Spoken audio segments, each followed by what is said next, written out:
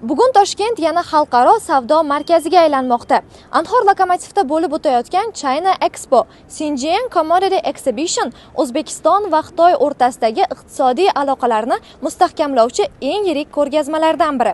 Bu yerda Xitoyning turli hududlaridan kelgan kompaniyalar o'z mahsulotlari va texnologiyalarini namoyish etmoqda. Здесь вы можете найти прямых представителей компаний, производства. Основное направление здесь оборудование, горнодобывающее оборудование, медицинское направление. Хорошая возможность найти прямых представителей, улучшить отношения между Китаем и Узбекистаном, чтобы завести больше качественных и хороших продуктов, продукции, оборудования в Узбекистан и совместно работать.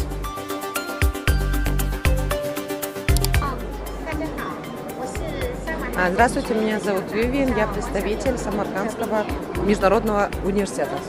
Мы первые, те, кто смогли открыть по указу президента такой университет в Самарканде.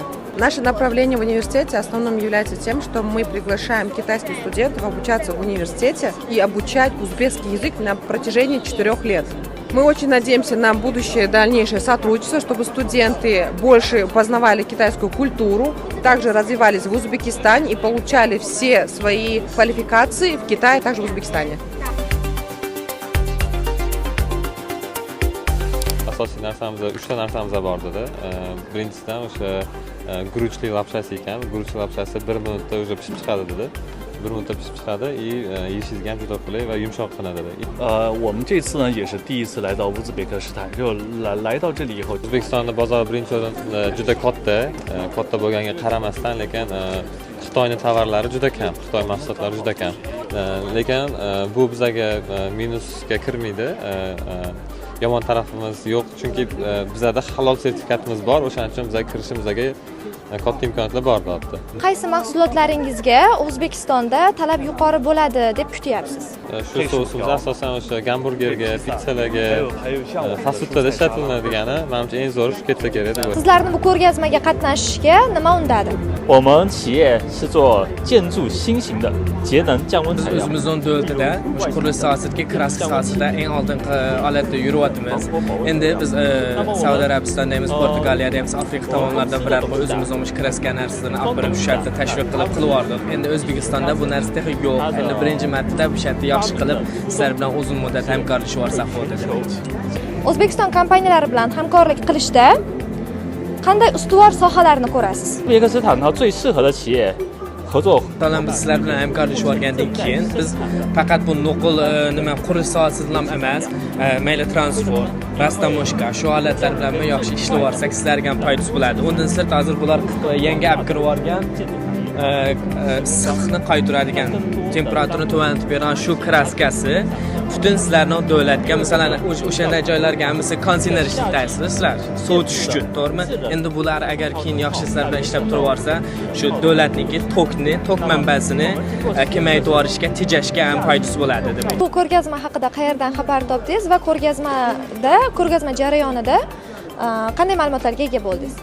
Ko'rgazmani Savdo va sanoat palatasini Telegram kanalidan oldim. Bu yerda o'sha oziq-ovqat boshqa turdagi mahsulotlar bo'yicha tayyor mahsulotlarni ko'proq ishlab chiqaradigan kompaniyalar bor ekan. Xitoy tovarlarining O'zbekiston iqtisodiyotiga kirib kelishi bizning iqtisodiyotimizga qanday ta'sir o'tkazadi? Endi bu to'g'risida har xil yaxshi nimalar ham bor, yomon odamlarda ham fikr bor. Ko'p davralarda bu to'g'risida suhbat bo'ladi. Masalan, hamma o'zini fikriga ega. Meni o'zimga keladigan bo'lsak, raqobat bor joyda ishlab chiqarish, boshqasi yaxshi bo'ladi. Endi ular bizning bozorimizga qay darajada kira olishini vaqt ko'rsatadi. Boisi Xitoy davlatining o'zi bizga territorial jihatdan uzoq. Hozir kundan kunga logistika xarajatlari qimmat bo'layapti. Narx borasida raqobatlasha oladimi degan savolga javob topish kerak. Shunaqa bir tovarlar bor. O'sha logistika xarajatlari o'sha mahsulot narxiga o'tirgandan keyin raqobatlasha olmaydi. Shunaqa turdagi mahsulotlar bor, raqobatlasha oladi. Endi 1,5 milliard aholisi bor mamlakat butun dunyoga o'sha dengiz orqali ham aloqaga chiqa oladigan mamlakat. Ularda o'sha logistika xarajatlari hammaga ma'lum, dengiz orqali arzon tushadi. Temir yo'l yoki avtomobil yo'li orqaliga qaraganda. Shu nuqtai nazardan ularda raqobat katta, ularda aholi soni ko'p.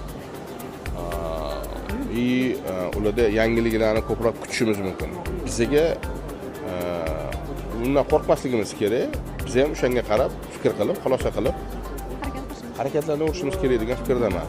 Qurilish, qishloq xo'jaligi, oziq-ovqat, kimyo va hatto sog'liqni saqlash sohalarini qamrab olgan bu ko'rgazma ikki xalq o'rtasidagi savdo ko'prigining yana bir yorqin timsoli.